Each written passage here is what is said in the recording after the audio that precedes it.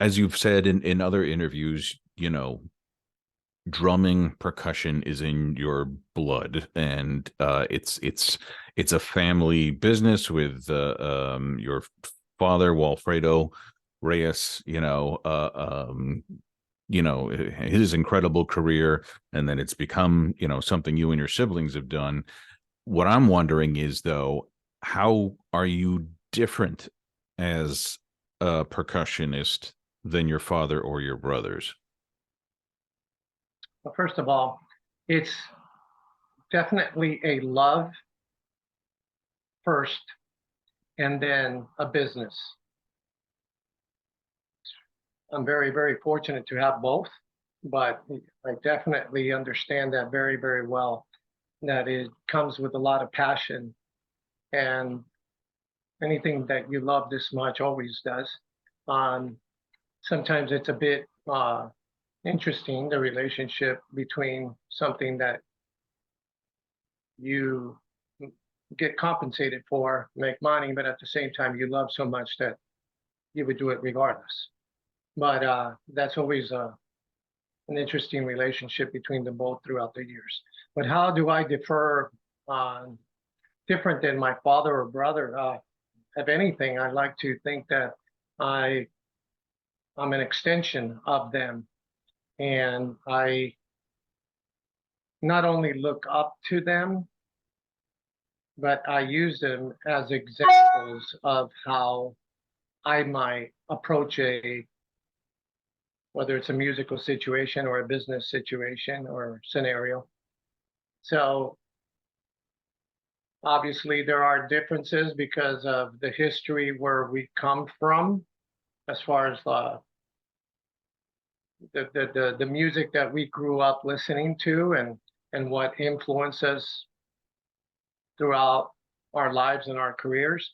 Hmm. But the main the main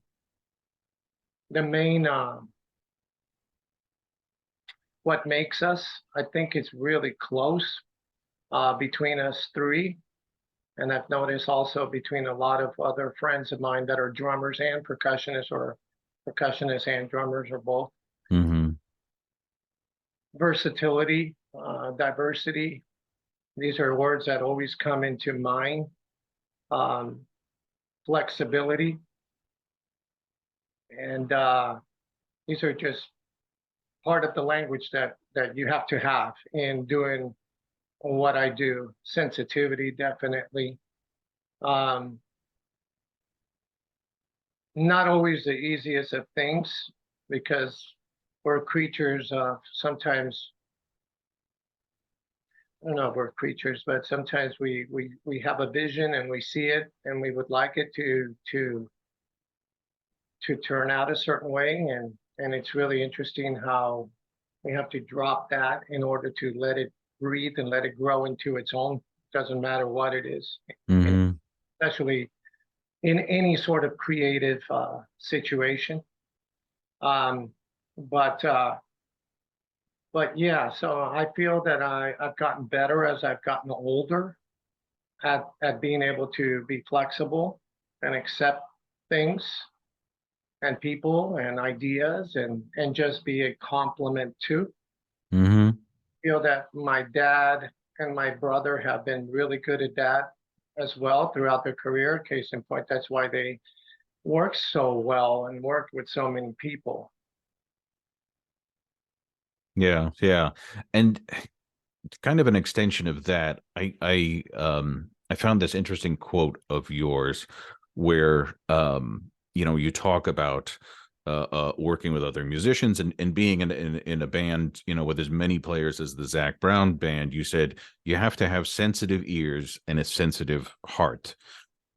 And I get the part about the sensitive ears, and just listening and musically conversing with your fellow band members. I'm curious though how a sensitive heart figures into that. Well, I'm not sure if it's completely a sensitive heart or a sensitive mind, uh, Okay. or both.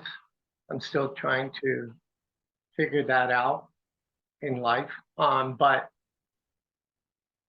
just being accepting, being flexible, being tolerant.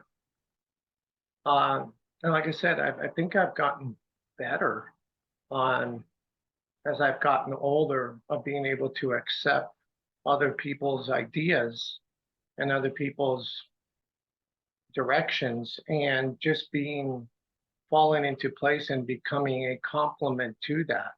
Mm-hmm. And there's a lot of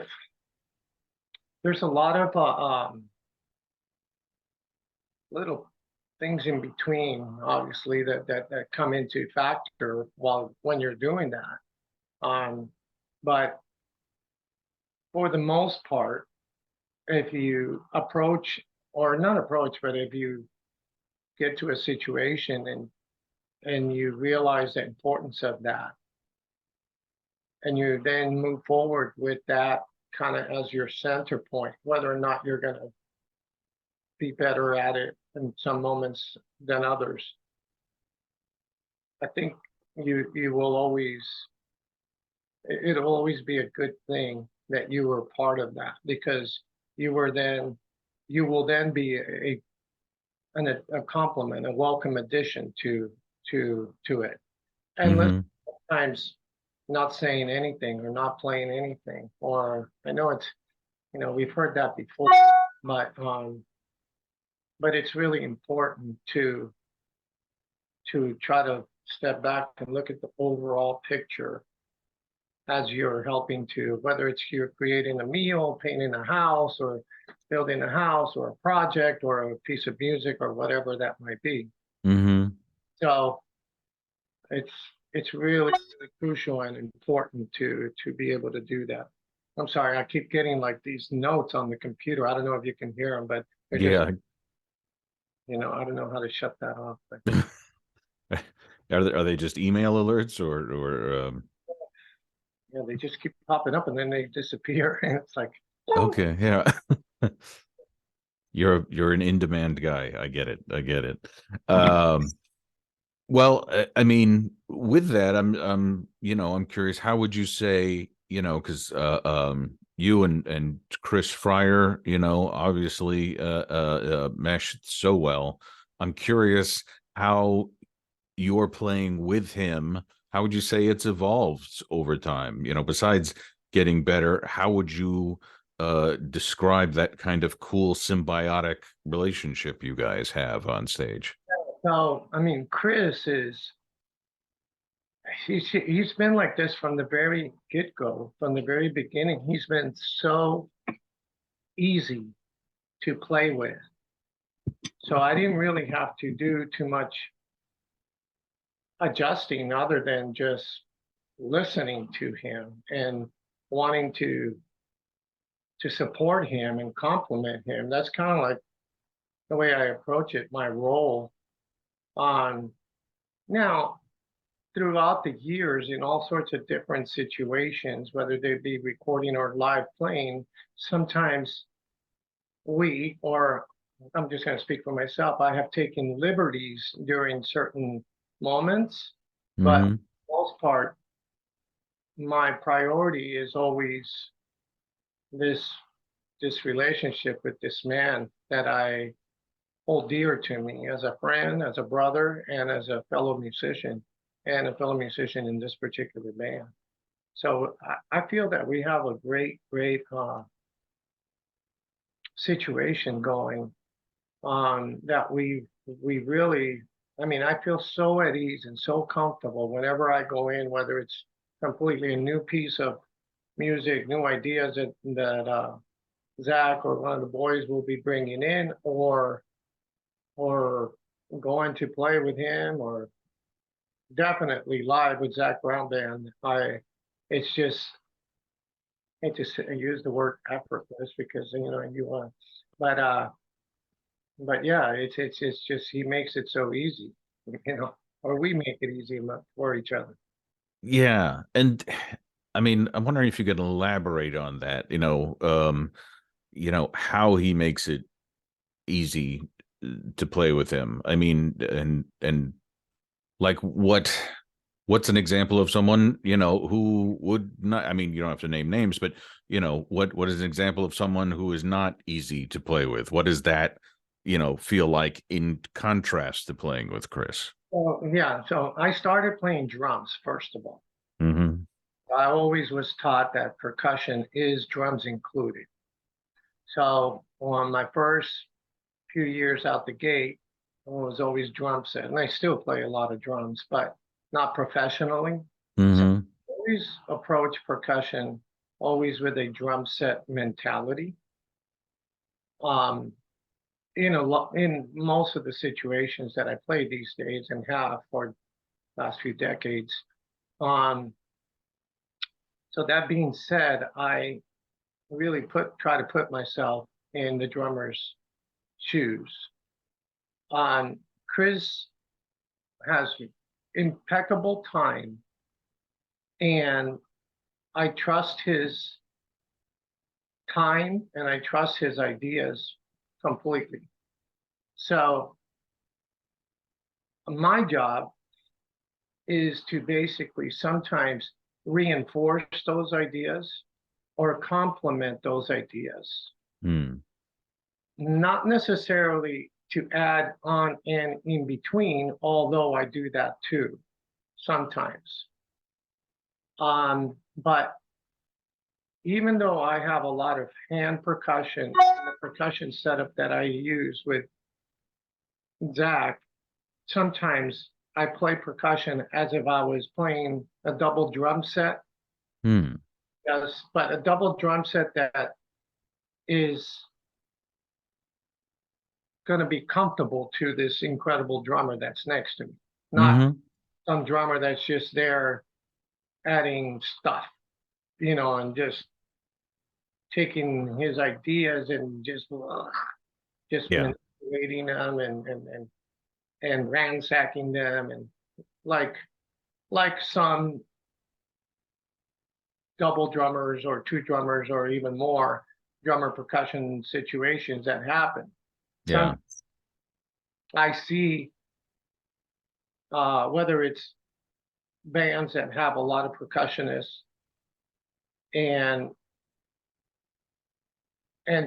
drummers, um, that there's just so much so much going on, and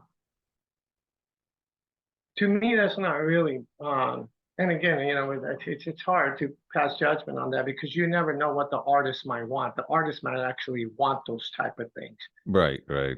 Some artists like the more the merrier, it's just bombastic amount of stuff that Yeah. happens all the time. But sometimes people want that. Sometimes people hear with their eyes, and a lot of movement and a lot of sound. The more notes, the better. It just means more energy to some. To me, Hmm. like that doesn't really work for me. Um, but at Yeah. the same time, I really understand it in certain circumstances and appreciate it, and actually can execute. But for the most part, it's just to reinforce energies going on without just like popping out and just being this just ball of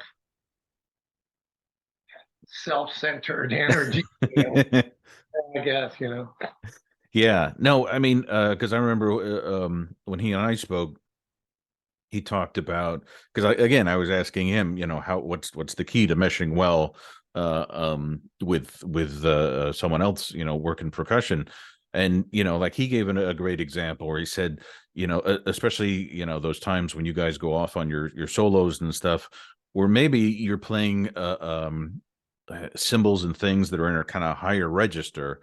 He says, while he's playing, he said he'll back off of like the hi-hat, and he said just do more with the toms so that it's not competing with where you are sonically at the time. It's just, he said I'm doing my own stuff, and I'm supporting it, but this way we're not competing on the same frequency, so to speak. Yeah, yeah, there's definitely that we take into consideration. but then there's also the different, I guess, pitches and timbres of different instruments. So Mm-hmm. since I don't have a lot of crashes and splashes and chinas in it. I have three crashes, Mm-hmm. mainly used for one purpose and one purpose only. And that is, well, to augment a situation or to enhance and to just beefen up, especially from the other side of the stage. To, Mm-hmm. for instance, I in a lot of swells because I can hear them playing their tom, and I don't swell with cymbals that sound like his. I swell with my cymbals are 20-inch crashes, okay, and they're ozone crashes. They're just very big, beautiful sounding, and they're very close in pitches. They're just not, they don't vary that much, but they're just meant to, when Chris, it's just to enhance going from this section to this section. Yeah. Rarely do I crash with him as far as like, because I just don't have that, and I don't want that in my setup because I want him to have that. So his cymbal setup is almost like Tom's setups. Mm-hmm. The same idea applies to how I play. So I have a timbale setup and a floor tom, Mm-hmm. big floor tom. That floor tom is, low register.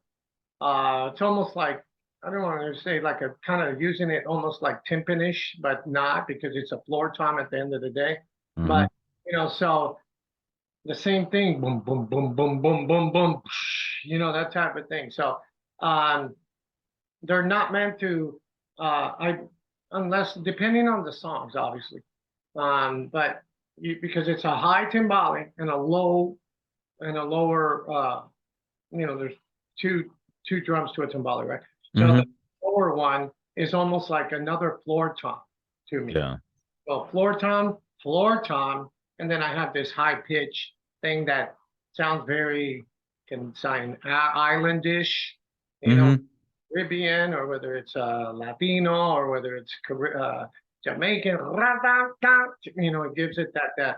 But that's almost by itself. So more those two drums, the low timbale and the low floor tom, are just my floor toms in order to do the same thing as my cymbals to reinforce and support and augment the situations going from section to section that Chris is utilizing all his toms and his pitches, Yeah. all his cymbals and his splashes, chinas, and all that, so they can sound. Then I just compliment. Mm-hmm. Mm-hmm. And you also have, looking at your kit and watching some video, there's a lot of subtle percussive elements that you use, be it, tambourines or different handheld tools, and and a lot of percussion in general, it just adds like a little subtle flavor here and there. But what's interesting is you're doing that, but you guys are playing in like a baseball stadium. And so besides having a good sound engineer, what's the key to making sure, even subtle percussion works on a grand scale like that? Going back to the concept of the cymbals and the floor toms, same thing goes to the percussion instruments that I have. They're very um they project very well. Okay. Both the shakers, all shakers that I use, and the Hmm. tantrums that I use, they project very, very well. The shakers that I use that are made by the company that I endorse, that have my signature, there's a reason why those shakers are made and sound that way. They're very fat and they're loud, but they're not just loud and obnoxious. They're loud and warm. Hmm. Again, in support of like if it's a ballad, and I'm like, I want it to be not, I don't want to take little shakers that I would use normally in the studio that are Hmm.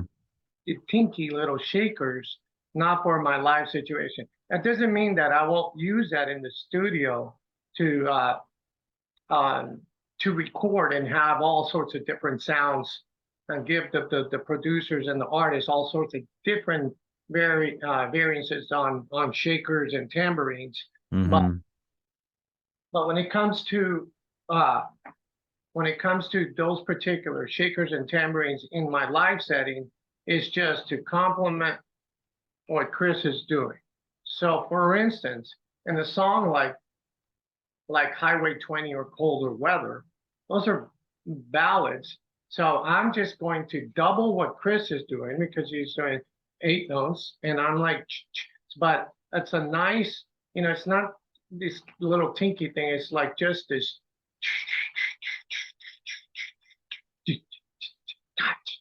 So now it's up to the sound man to mix how he wants to that particular sound out in the house.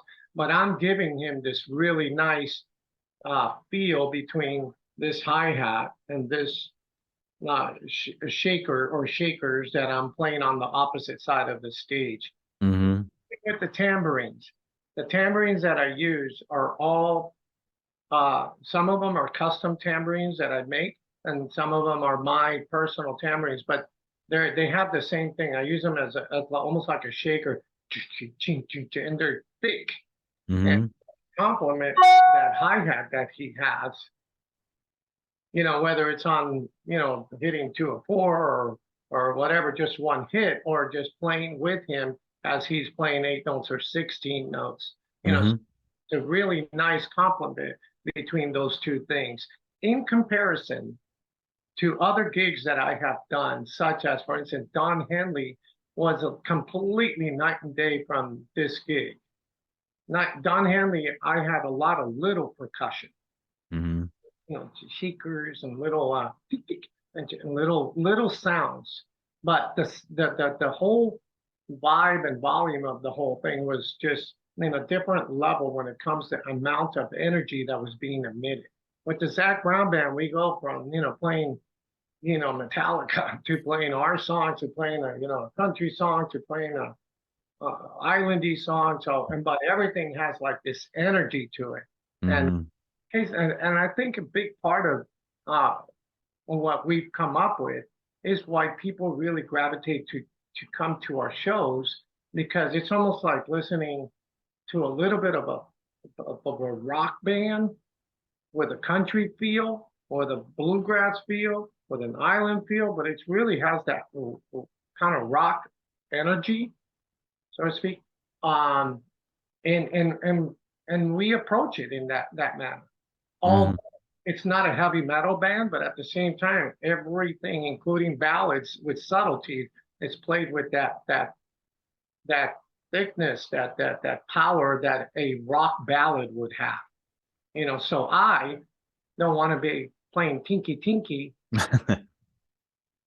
at that. When it comes to live, I want to be adding really nice thick stuff throughout there. That's why, like, I don't have, like I said, a lot of stuff. I have one chime. Hmm. I use that like in a couple of places. I really don't use it very much. Whereas in other gigs, I've used different sorts of pods and chimes and all sorts of stuff like that. In Zac, I don't do that. It's like meat and potatoes percussion. But Okay. meat and potatoes percussion is complementary to Chris and thick and really like when I say thick, it's just they're really good thick sounding instruments instead of thin sounding, which is Yeah. a bad thing. I'm not saying, because like I have like binfuls of shakers and tambourines, everything from little tambourines that you could buy at uh at a dollar store. They have Hmm. toy sound to really expensive tambourines, triangles, and all that kind of stuff. So I look for all that to put that in the recording situation. But when it comes to live, normally I don't use the same thing that I do in recording in live situation. I have my go-to, my meat and potatoes percussion is what I call. Mm-hmm. Now, I did notice though, in and amongst your live setup, you also have a set of electronic pads. I think it's kind of there's about 6 squares of these electronic pads, um, and I'm wondering what sounds do you get from that you can't get from your other acoustic instruments? Good question. So what, and I'm doing this more and I'm getting better at it. So when we do these albums that are very different for us, like we'll add like a EDM song or pop, uh, whether it's rock or whether it's uh, techno type of a song that we do. Mm-hmm. Um, there's sounds that are used on there that then Zach is going to want to hear. So I have my main percussion, but he now is used to hearing certain sounds. And at the beginning of us reproducing songs after we've recorded them, usually we have to give the song its due right by trying to play it and making it sound somewhat the same. Mm-hmm. So that's what that pad is there for, to trigger samples that I get from the engineers in the studio, that they'll send it to me, and then we, with my technician, will take those samples, cut them, and then put them in. So they're the actual sounds of what is on the album. Got it. Got it. Little by little, the songs usually morph into live situation, and then all of a sudden they start to change, and then we can do them even acoustically, and Mm-hmm. really, really good. Um, but at the beginning, that's what the electronics mainly are used for. And again, to there's certain, like 808 kicks and and claps that, again, I use those as the songs have now evolved into like more of a live Zac Brown Band feel. Let's say right now the song came out 5 years ago. Now it's like we could do it in all sorts of different ways. I still back it up with certain things underneath, like an 808 to help Chris, while his drums sound like $1 million. So then my 808 just, kind of just reinforces, gives it that techno thing, and then the claps obviously give it more of a techno type of a sound. And then you put that with some of the acoustic percussion, it sounds really good. Yeah. Yeah. And then talking about the difference between live and in the studio. So with the most recent album, The Comeback, um, my one of my favorite songs on this album, and also I think a great uh, um, example of where you fit in the band, is the very last song called "Don't Let Your Heart."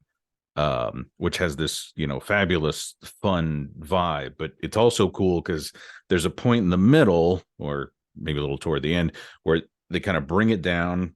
The drums go away for a time, but then your percussion, kind of takes steps forward a little bit to accent what's going on with the vocals. And I'm wondering, what did you use, if you recall, on that song, and what kind of direction do you get in those instances? Man, it's well, thank you for the compliment on the last album. That means a lot to us, to me. I love that album. I feel that it's an incredible representation of where we have evolved to, from all the years of what studying, practicing, and playing all these years together. And the comeback is just for me. I can only speak for myself. It's just one of the best, if not the best, that I've been involved with. Yeah. Uh, that song that you picked, that's an interesting one, because most of the time people pick other songs besides that one. Um, but yeah, that's a great, great song. What I used on it exactly, I don't remember. I would have to hear it in with those kinds of ears again. Uh, Hmm. but I do remember how actually, you know what, it wasn't just that song. Every song had a magical moment to it during the process of creating it. What's the direction? Um, so man, every album has just had a completely different vibe to it. This one, so when Zach brings the song in, it's in its raw form, and everybody starts kind of like thinking about their parts and what they're doing, and so what I did on this one more than anything was just being listening and being part of, well, not really being part, just being a fly on the wall as to what they're coming up with. Or Mm-hmm. so for me to be able to complement something at not at the end, but at a certain point when I'll be able to record, because you could record together, which is always a kind of like a cool thing to do, but why do you want to do that when I love to layers. I love to layer things. So it gives me time to study and to digest the different ideas that are being put together. The main groove and the main track is recorded, and I'm sitting there as it's being created. So I'm already like coming up with ideas. Mm-hmm.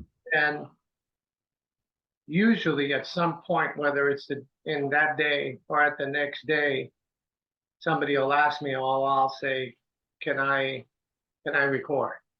So then I'll put maybe, two or three ideas, knowing that I have more ideas on to be able to layer and because it's like from 10 percussion parts that you put, it's really meant as one or two because Mm-hmm. mentioning another complementing another, right?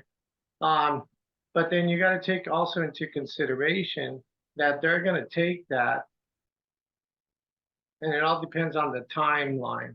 They're going to take that and they're going to tweak it in their own way. Mm-hmm. And it's not like in the old days that you were not necessarily stuck with the parts, but you pretty much use what the player did throughout the whole track. Here, they might just say, "Can you know what? I don't know. Can you just cut this in the shaker or whatever, and then Yeah. put that, and then and then they go back to it. Let's hear what he did that one day, and then all of a sudden, so a lot of times when I get, I mean, once in a while I'll get like, hey, can you do something else on this?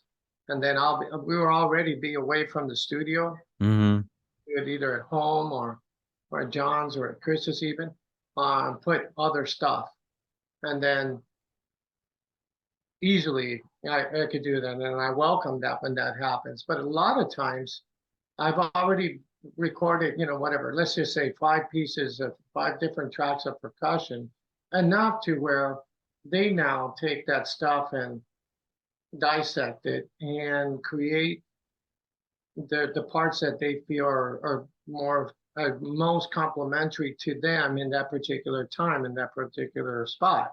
Mm-hmm. Sometimes when I get the tracks finished, I have to relearn what the percussion is because yes, I played it, but it was played in a different context. Yeah. And so, but they're, that's part for the course nowadays, and that people do that. Um, so I know that. So I make sure that I'm going to give them stuff that I might have to live with that for a while, percussion wise or sound wise. And but it's perfectly okay because then they take that and they create kind of like another percussion part. Sometimes they keep everything, sometimes they change it up. Sometimes they just loop things. So it's just an open world of what you might get back that you were part of in the creation, and then you have to relearn it. I tell you, it's interesting because there's been times where percussion is mixed in such a level that you barely can hear it, but Mm-hmm. if you take it out. Okay. So when that happens and you can't really hear, so that's when I asked for the stents. I mean the the the individual parts, the stem, and Yeah. then um I can actually hear. Like sometimes they'll put one together that has all the percussion parts, and sometimes it'll be individual parts. Yeah. If Yeah. I say right now, Zach really loved the shaker, a particular shaker on this particular song, and I hear it, but I don't know if it stopped. Is it? So then I'll get it. I'll take that, and if I don't have that instrument, I'll just take that and sample it on the pad, and I use that's what I was getting to. Right. Right. Right. Or if the song becomes a song that is on a sequence that's on the clock, Mm-hmm. and there's a really cool shaker part, but I don't want to change it up because the sound of it is so cool and I want it out in the house. I just keep it, whether or not I play doubling it, or but I'm concentrating on another instrument while Mm-hmm. already in there. Okay. So, but completely different world than when I was, whatever, 20 years ago, that you couldn't really just cut so quick things and loop and you could do that like that. So I mean, I distinctly remember some songs. I mean, I played this thing one time, or recorded this track or session, not a track, with Maurice White, who was one of the highlights of my life. And he was just, if anything, he did not want me to play the exact same thing throughout the sections. He wanted them to vary Mm. a little bit. And I wish I would have had the opportunity to record more with him to be able to grasp more of that. But Mm-hmm. I always wonder how he would have been recording nowadays. He probably would have stayed the same because, I mean, everything he did, I mean, you listen to the Earth, Wind, and Fire stuff, you'll hear that in 1,000 years and still go incredible. Yeah. And so how he did it, you really have to pay attention to that. Not to say you have to always be that, but you have to pay attention to that. So I think that's like an incredible um, way of doing things that I was part of. But then, like I said, I go in and different producers, different engineers, different artists all have a different mentality. So it's Mm-hmm. like going back to the beginning, to be flexible enough to just adapt and take every one of them uh, and be as much of a compliment to as possible. Yeah. Yeah. Well, and that makes me wonder because this band was already going full guns at the time that you joined them. They'd already had at least a couple albums under their belt at the time. So what I'm wondering is, was there a specific point when you're recording with them or playing with them when everyone, or Zach in particular, really started to plan things out with percussion in mind, where it wasn't like, okay, this is something to accent or an afterthought, but where it was like, okay, now everyone in the band is thinking of percussion in terms of equal weight to all the other instruments. All time. Oh yeah, yeah, yeah, yeah. Come, my girl. Oh. This is my baby. This is my. Huh? No. She comes over here to say hi. Talking. What's her Uh, name? so Luna. Luna. Yeah, she's. Can you see her? Let me. Yeah, yeah. It's a very pretty girl. Oh yeah. Oh, Oh. oh yeah. She's priceless. When I first rescued her, she was so skittish on sounds, and I was like, "Oh man, you're gonna get with the program, big." And now she is so daddy's girl, huh? No. Yep.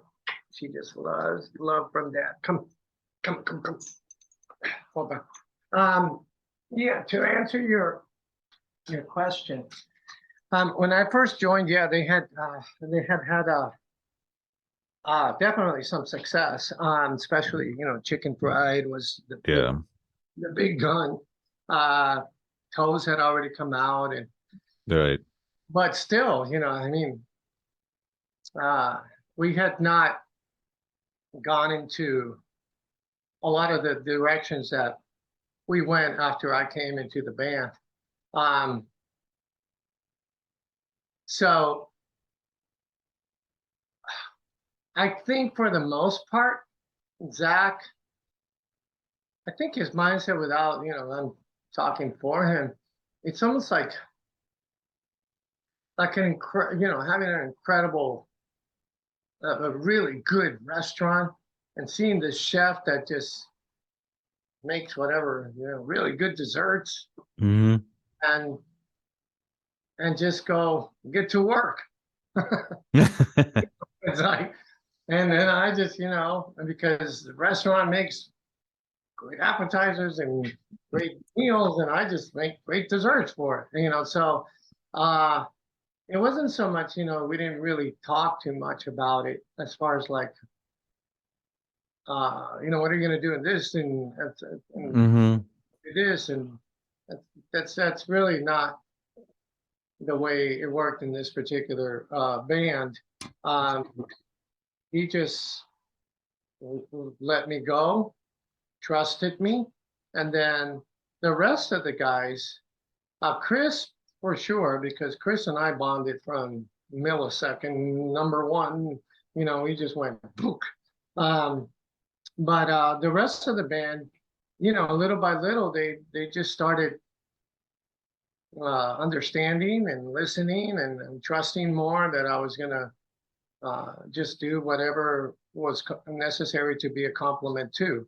So now it's gotten to that point where okay, Danny's going to record. I know what he's going to do. It's going to be uh, what needs to be done there. Hmm. So there was a couple of times. It's funny. I think back. I think there was one time Zac actually wanted something in particular that he wasn't. He came over to the percussion, and I'm like, "Well, what is it?" I don't know because I don't know how to play it. But it was funny that the way and that was about the only time that any direction really was uh, given because most of the time they just Hmm. doing this. Can I do this on it? Yeah, go ahead. Okay, maybe do it a little less, or maybe can you do this a little bit? But they pretty much let me go as far as all the different ideas that I'm thinking as the songs are being created. But hey, by the way, so my first album was Uncaged. Okay. Yeah, and that was my first one. And Uncaged, I love that album. Hmm. It had a really cool. It had percussion, but it wasn't like just this islandy Latin, type of thing, man. It was just because I mean the world that I come from, it's especially playing drums, it's like I think we love rock and roll and rock so much that we Yeah. come from that vibe, that energy. Hmm. Yeah. Yeah. Definitely. Um, and when as part of doing research for this, so I came across this fun video that people can check out on YouTube. It goes under the name Mr. Sauce, and You see it's that? yeah, yeah, and Dom Moyo and you guys, are hanging out and stuff and cooking. And there's a couple of things that kind of intrigued me. Number one, there's a point where he's explaining because he's making the meatballs and the sauce and he's telling you how he's doing this, and you're there in the kitchen with him, and in one hand you've got a practice pad, and then the other you've got a stick that you're just kind of digga digga digga digga digga digga. And I'm curious, is that your natural way of being? Are you always Yeah, tapping on something and such? pretty much so. Yeah, I drive people crazy. Yeah, that's just what it is, you know. I'm Hmm. always trying to do something that either to keep it up or to do something that I could not. Um, Trying to execute muscle movement, and it could be just in the mind. Sometimes I'm on a plane and I'm like already like kind of coming up with, you know, this repetitious rhythm and trying to do something over it and just to, in my mind without actually hitting anything. Hmm. It's it's a way of life, you know, like that. Yeah. Yeah, but hey, by the way, Mr. Sauce, that Don Moyle is one of my favorite musicians in the world. Mm. Super, super incredible artist, musician, a drummer, percussionist, and makes an incredible sauce. Man, he taught me so much about sauce that day. You know what he taught me the most? It's how simple it is and how simple it has to be. As long as your ingredients are really good, Yeah. simplicity is what, because then that's why you taste, you know, when the tomatoes are that good, you taste the tomatoes. You don't want to drown the tomatoes in other, you know, flavors. Yeah. You want to enjoy those tomatoes, but the key is getting great ingredients, and you know the same applies to music. You know, Hmm. Yeah, no, I mean, because you guys you're tasting each individual ingredient before you even mix it together. Like just the olive oil, you're tasting spoonfuls of olive oil. And so, yeah, I guess, I can see the correlation between, all right, if you have a drum beat, it could be cool you want it to be cool on its own. And then that way, when you mix it with all these other cool ingredients, then, it just goes beyond the sum of its parts. absolutely. Your layers, as you're layering, um, they all the groove it has to be there. The creativeness of what the rhythms are, um, the support of other instruments. You know, as you're going in and out of different sections. Then you know, and again, going back to the group, that time and so then that way, if you want to cut something up, you're already winning. I mean, because it sounds good, even simple. Yeah, yeah. That's why a lot of times you take our music and if we simplify it and we do it acoustically, it's going to sound really good. Yeah. So regardless, it doesn't matter what song it is. So but we're definitely very very in tune to each instrument, and each layer has to be really a good sounding complementary sound. Or Hmm. um, and again, going back to the food thing, just like when you're cooking something like that. I'll tell you what, when it comes to the sauce, I thought it was going to have a whole bunch because I had eaten sauce with him a bunch of other times when years ago. I thought there was just so much more into it, but Hmm. it's just like are you worse? And did you put garlic in? You didn't even put garlic in. Oh. Yeah. I was like, oh, wait a minute, garlic. And he goes, no, the sauce doesn't have garlic. And I was like, oh my God. So when I tasted the tomatoes, I could see why. The tomatoes tasted amazing. I tell you, I think it's called Bianco's um, tomatoes. Ridiculous. I'm actually gonna text him because we were supposed to do a Mr. Sauce with my dad. Hmm. And you know, my dad no longer can you know, every day is a challenge, you know, because everything that's going on. But the idea was to do a Mr. Salsa with my dad, but it kind of got a little bit complicated, so we didn't end up doing it. Hmm. But I'm gonna call him up so I can tell him or ask him, give me the stuff because I want to do it for my wife. Yeah, yeah. That sauce, I was just in seventh heaven over there with the bread, just dipping in, and I was eating the tomatoes out of the can. That's how good they Yeah, no, I saw more than one spoonful. I mean, are. I know, right? Yeah, yeah. And then another interesting thing that came up from watching that was he was talking about and he would visit your family back when you guys were just kids and such, and he had some memory of visiting your family and asking, oh, where's Daniel? And they said, oh, he's outside practicing his hand slaps on concrete, which I've never heard before, and I'm wondering why. What is the advantage of doing that? Because it sounds like it would just be absolutely punishing. There's no advantage. None. I did Well, it for a while. I tried something only because I was, my hands at that particular time, they were getting harder and harder as I would play, 24 hours a day. And so I would practice on wood, and my calluses were really strong. And so I just thought, oh, let me take it up a level. But you don't need to do that.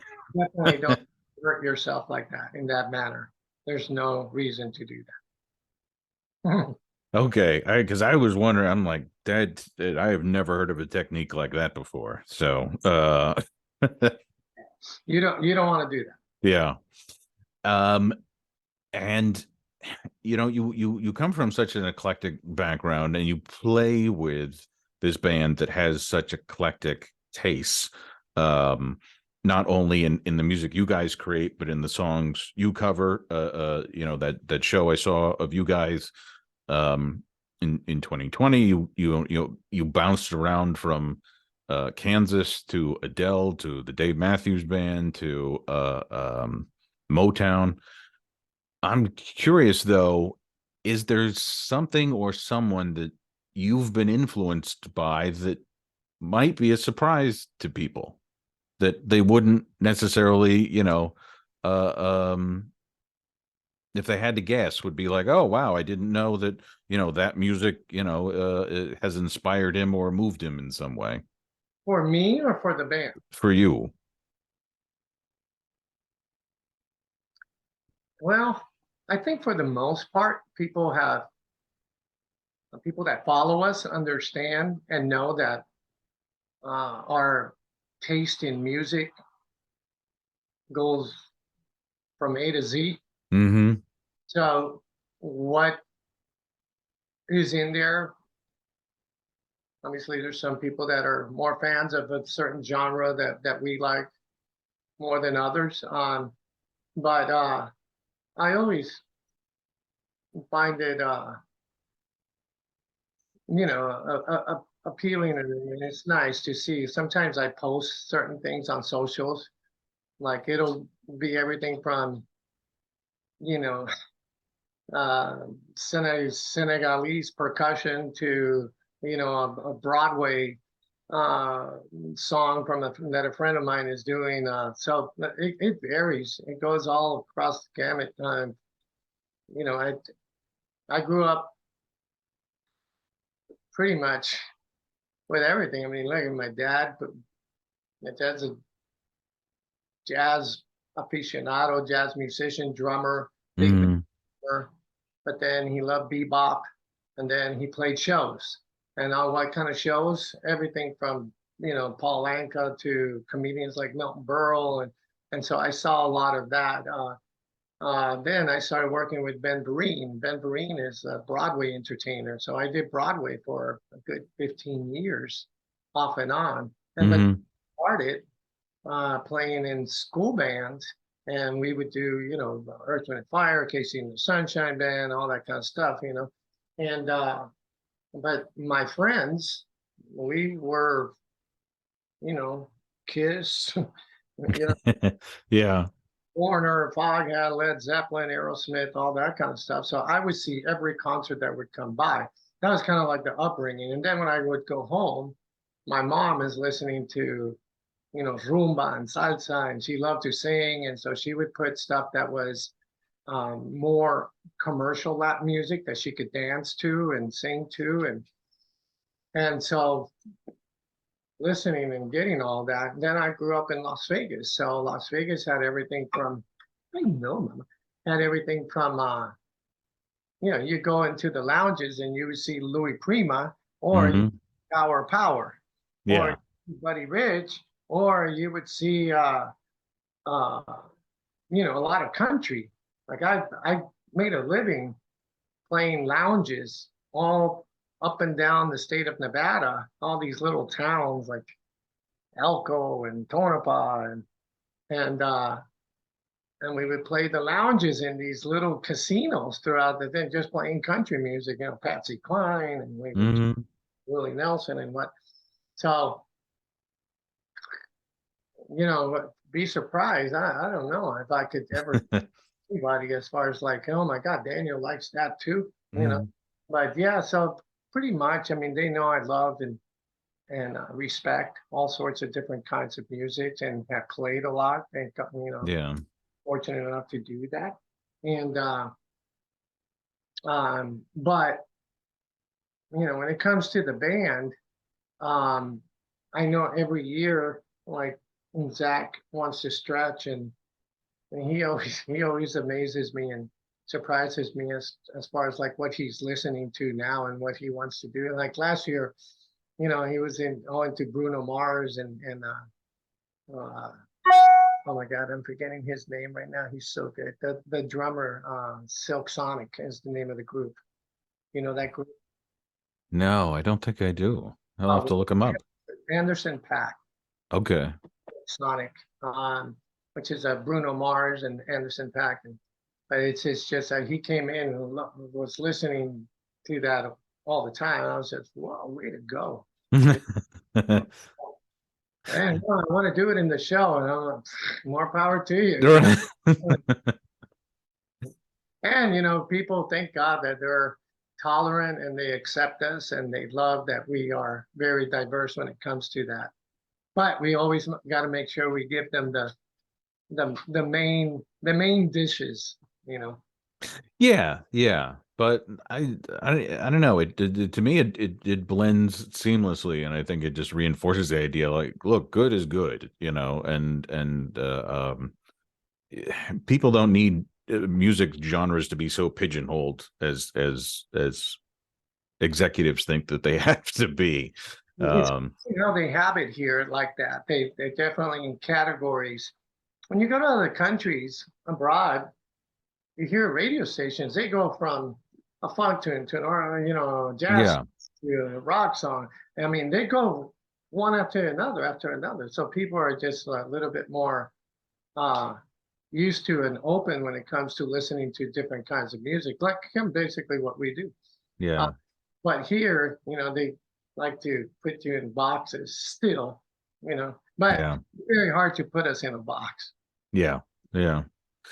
And then to switch gears, I was wondering if you could summarize and just talk a little bit about the Dayglow Music Foundation and what it is and how it came to be. So I've always, I started oh, out the gate when I was 18, already helping my dad with educational clinics and performances. So I've been doing that for a long, long time. That I've been part of that, which is basically to to share information.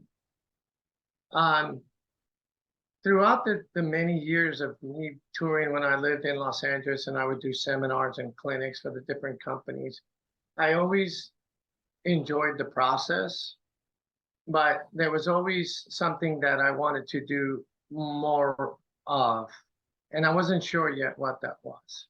When it came time to doing educational, I guess, or yeah, educational is the best way of describing it. Educational performances. Hmm.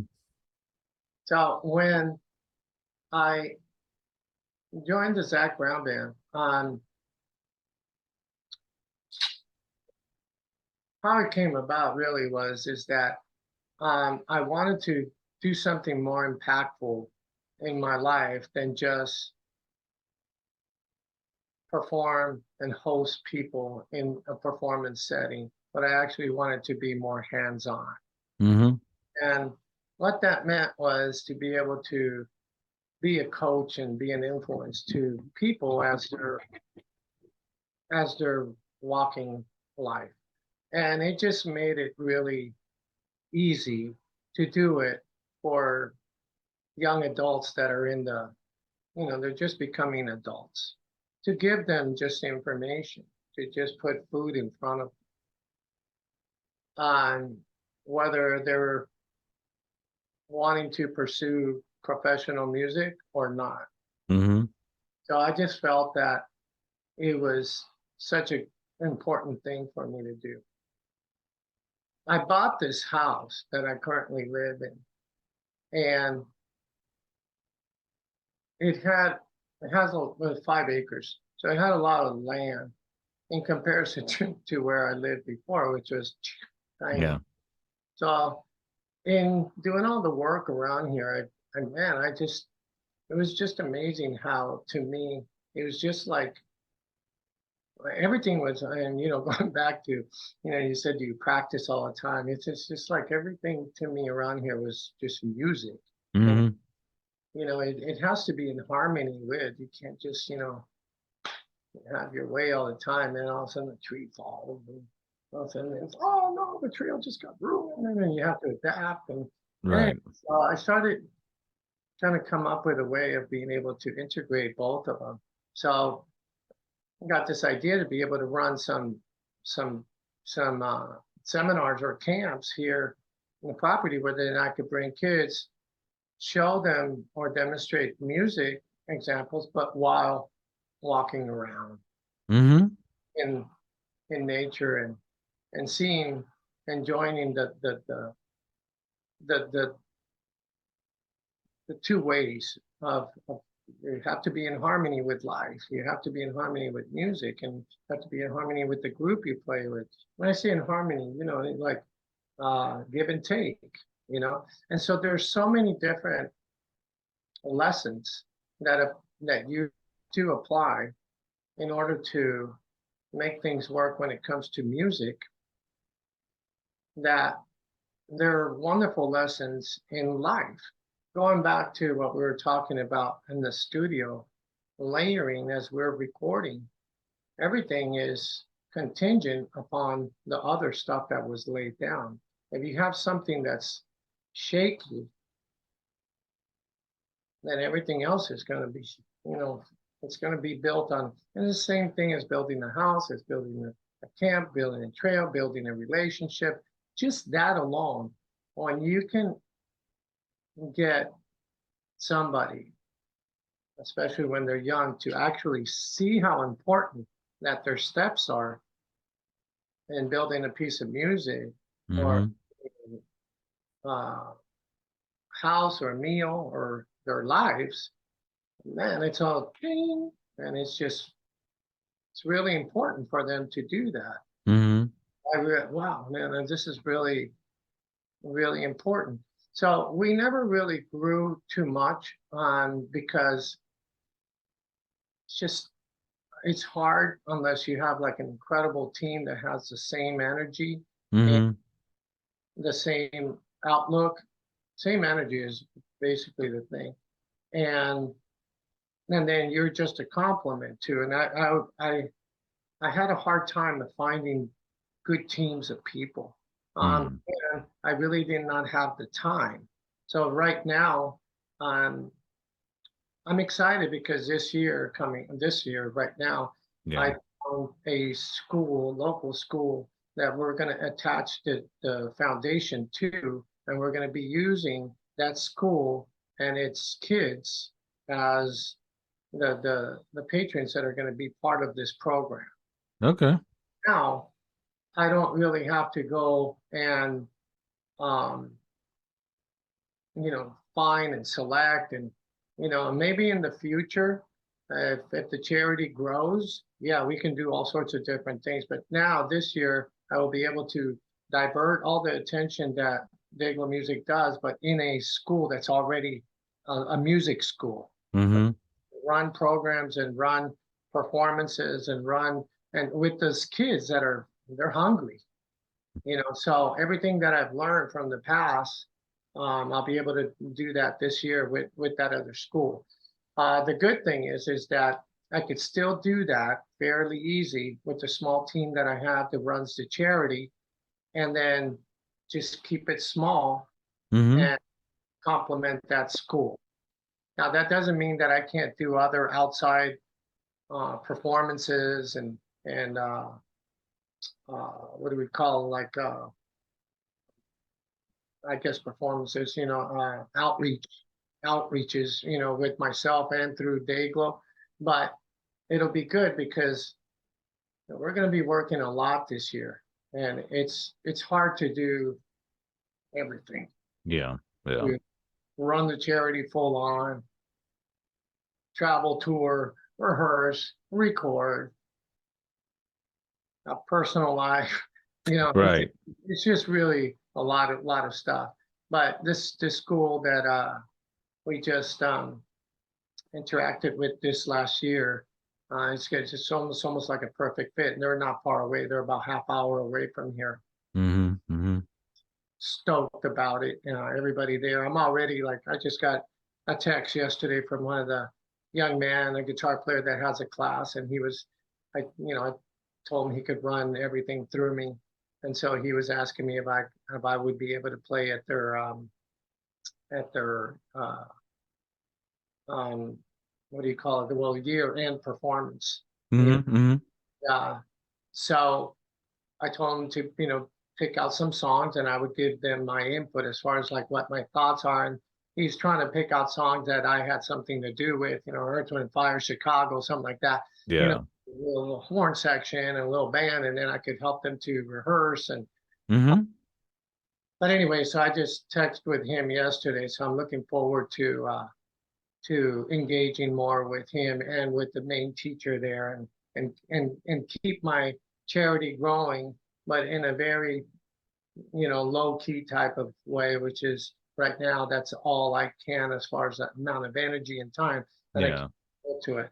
But I know Mm-hmm. that it's good because at the end of the day, I've gotten a lot of testimonials from kids, young now adults that are in college that are, they write me back and they have access to me, and I give them that. And they've been nothing but respectful with my information, and they'll write every so often. I just got one about an hour, a little bit ago. Uh, uh, One that went through the program I got a few years ago, and he wrote me back, and he's now in a college, music college, No, wow. Okay. and uh, Nice. and he's always thankful and grateful about the influence that I Mm. had on him to go in that direction. And I help him out because I give them, or I hook them up with people, whether they be teachers or schools, or give them ideas, and obviously, Mm-hmm. so, and if they want to pursue music as a full-time thing, because it's not the easiest of things, getting into music nowadays. Uh, and but you can do it. You just got to be creative and open and be diverse. And like, one of the most important things I always like, be open minded. Don't think that you uh, just do music and that's it. Be open minded to be able to do other things to meet your responsibilities while you keep your music career happening. Mm-hmm. Because a lot of times in the past, oh no, I just got to do music, and if I do anything else, I'm not successful. No, if anything, I mean, you could be practicing driving a UPS truck in your mind, and Mm-hmm. it's not like you're not, Yeah. Yeah. because you're still getting your job and you're getting the paycheck and you're meeting your financial responsibilities. So how cool is that? So when they hear it from people like me, it just helps them to digest that in a different way. Yeah. Yeah. Now, and I mean, but my thing also is it um like I'm an awful drummer, but I contend that the attempt at learning how to play the drums made me a better listener, and it I appreciate stuff more because of that. It enhanced everything I listened to. So I never really had aspirations to become a professional musician, but just learning how to play, made me appreciate other musicians. Absolutely. I mean, to make it work, you have to listen to others and be respectful of others' ideas, and whether it's they're playing music or they're talking to you, Yeah, yeah. ideas or whatever that might be. Yeah. All right. Well, that's all of my stuff. Is there anything we didn't cover that you want to talk about? No, no, I think we've covered quite a lot. Yeah. I think so too. Yeah, the only and this is a point I beat a lot, but like I got the vinyl version of the comeback, and I would encourage other people to get either the CD or the vinyl, just because you can hear your work and a lot of the subtle influences a lot better than with just a streamed version. You just get that full all the little details and nuances, and I think if you really want to appreciate everything going on with this band and with you in this band, I think you need to get a good version of the album to really do that. I appreciate you saying that. I think it's an incredible blessing that we are able to offer a vinyl, you know. Yeah, But I have to ask you, do you have means of playing the vinyl? I do. For the longest time I didn't.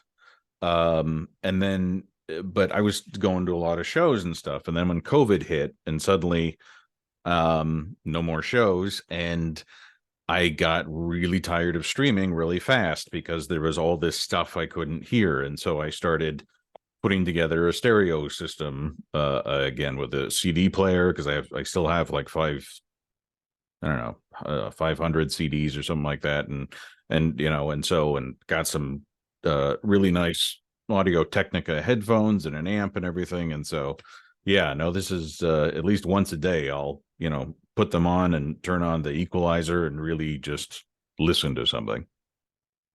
That is awesome.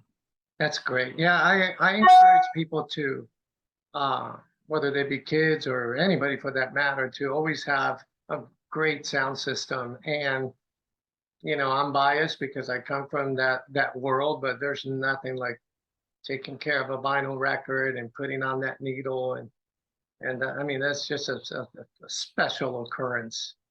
If Yeah. you can get that stuff, which now you can on eBay and stuff, you can. Uh, and if you're able to, I really always suggest it as well.